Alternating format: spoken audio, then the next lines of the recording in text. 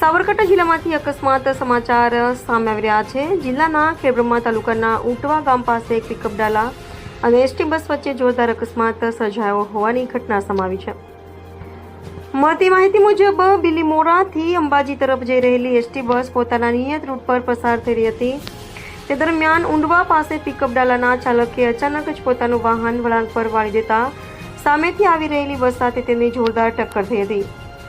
અકસ્માત એટલો સખત હતો કે એસટી બસના આગળના ભાગના કાચ સંપૂર્ણ તૂટીને રસ્તા પર નીચે પડી ગયા હતા। વળાંક પર અચાનક વાહન વાળવાની બેદરકારીના કારણે આ આખી ઘટના સર્જાઈ હોવાનું પ્રાથમિક તબક્કે જાણવા મળ્યું છે।